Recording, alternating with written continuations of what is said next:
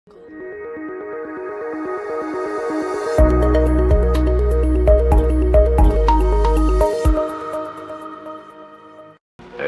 শিপমেন্টের এই কাগজগুলো সই পরে করলেও চলবে। নে, দুধটুকু খেয়ে নে।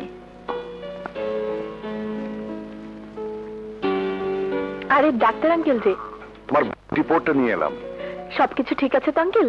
না মানে না মানে? কথাটা তোমাকে কিভাবে যে বলি। কি এমন হয়েছে আমার যে আপনি বলার ভাষা খুঁজে পাচ্ছেন না? কি এমন কঠিন অসুখ হয়েছে আমার?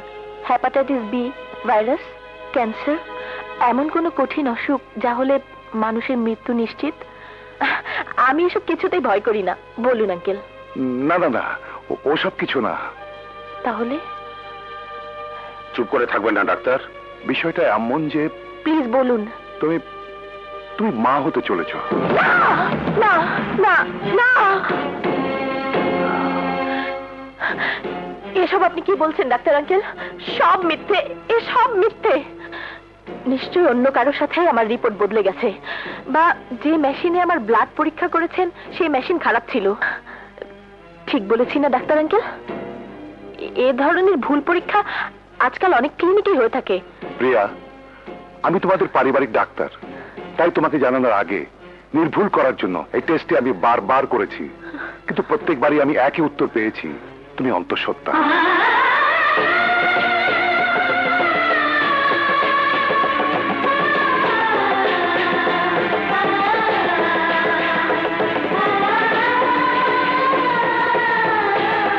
Oh my God!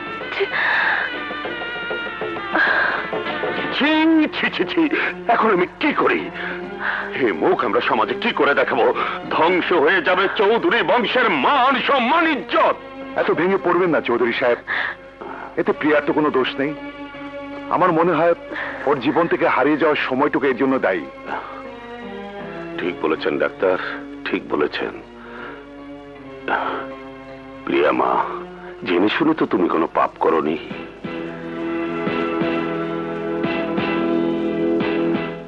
তবে হ্যাঁ, এখনই মুছে ফেলতে হবে তোমার কলঙ্কিত অতীত।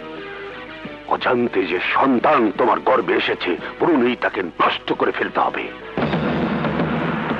সন্তান নষ্ট করে ফেলবো? হ্যাঁ, নষ্ট করে ফেলতে হবে। নাম পরিচয়হীন তোমার এই সন্তান যদি পৃথিবীতে আসে, সমাজে তোমার পরিচয় হবে কলঙ্কিনী, নষ্টা ভ্রষ্টা বলে সবাই তোমাকে ছি ছি করবে। এমনও তো হতে পারে স্মৃতি হারানো অবস্থায় কোন নরপিশাচের দল তোমাকে দিনের পর দিন ভোগ করেছে, ভোগ করেছে, ভোগ ভোগ। এমনও তো হতে পারে স্মৃতি হারানো অবস্থায় তুমি কোন পতিতালয়ে ছিলে। এক্সকিউজ মি, এমনও তো হতে পারে স্মৃতি হারানো অবস্থায় ম্যাডাম কাউকে ভালোবেসে বিয়ে করেছিল। এমনও তো হতে পারে সেই ভালোবাসার ফুল ফুটেছে ম্যাডামের গর্ভে। একবার একবার ভালো করে ম্যাডামের দিকে তাকিয়ে দেখুন তো, আপনার কি মনে হয় এই পবিত্র ফুলে কলঙ্কের কোনো দাগ লাগতে পারে? Oh, you shut up! How dare you! আমাদের পারিবারিক ব্যাপারে কথা বলার অধিকার তোমাকে কে দিয়েছে? Get out! I say get out! Sorry sorry madam, I am really sorry. আপনাদের পারিবারিক ব্যাপারে কথা বলাটা হয়তো আমার ঠিক হয়নি। আমি তো ভুলেই গিয়েছিলাম আপনাদের এই ভুবনে আমি সামান্য একজন সিকিউরিটি মাত্র। Sorry sorry madam.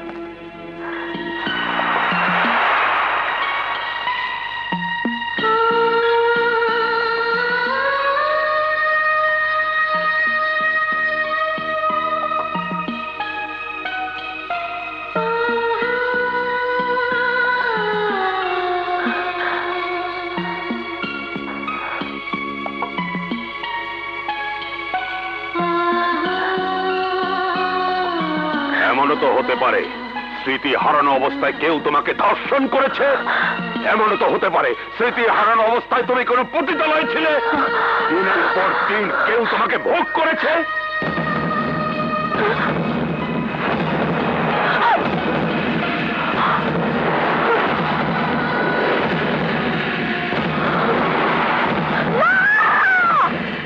কি হয়েছে? হয়েছে প্রিয়া?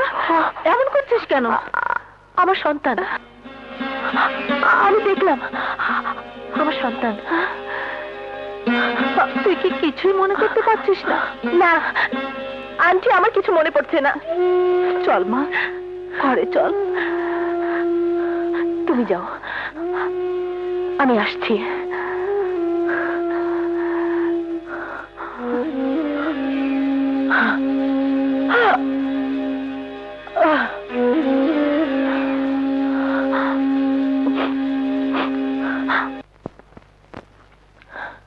খোদা, তোমার কুদরত বোঝার সাধ্য মানুষের নেই।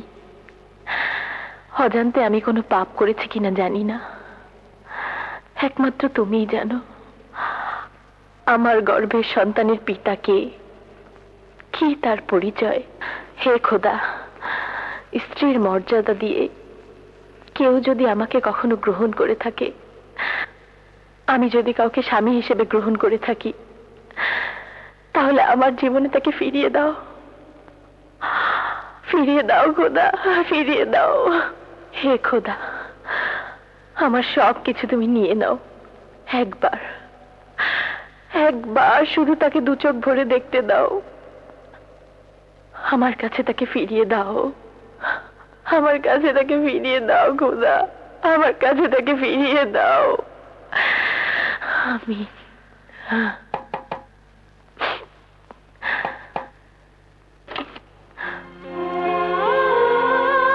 তুমি তুমি অনেক রাত হয়েছে ম্যাডাম, ও আমি কি যেতে পারি? হ্যাঁ, আসুন। আসসালামু আলাইকুম।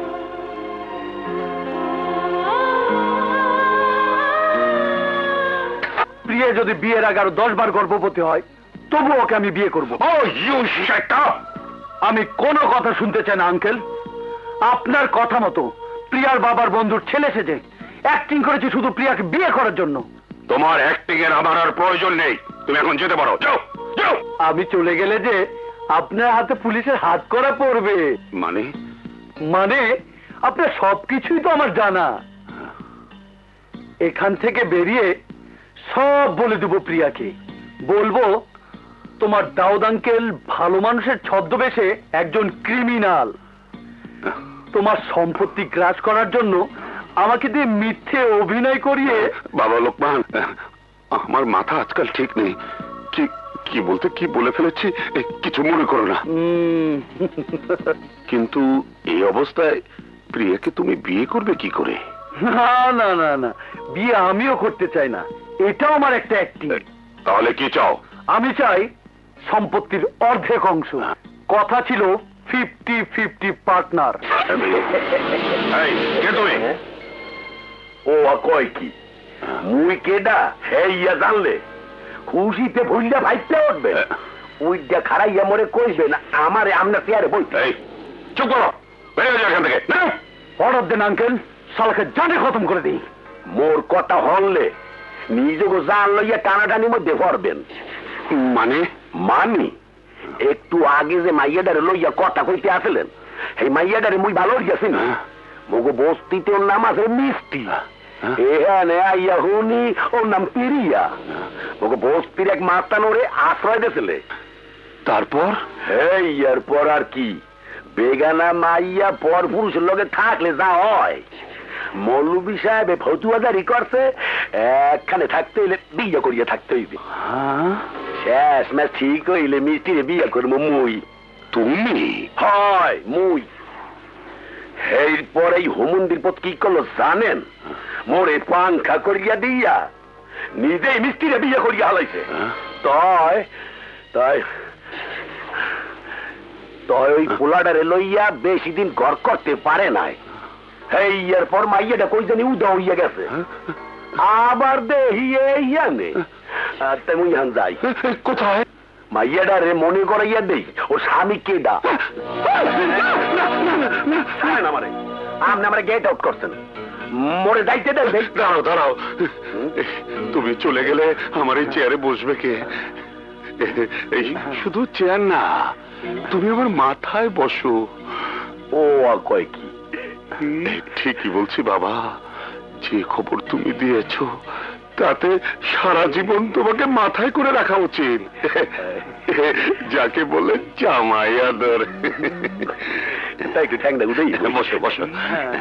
জামাই আর ওইতে পারলাম কোন মিষ্টির লগে বিয়েটা হইলে না কিছু একটা ওইতে বিয়ে যদি হয়, ও কয়েন কি ওই মাছ টান টের পাইলে পিড়াইয়া ভেড়া বাড়ি করে জ্বালাইবে না, ওই মাস্তান তোমাকে কিছুই করতে পারবে না। তুমি মাস্তানকে মারবে, আমি ব্যবস্থা করে দেব। শোনো,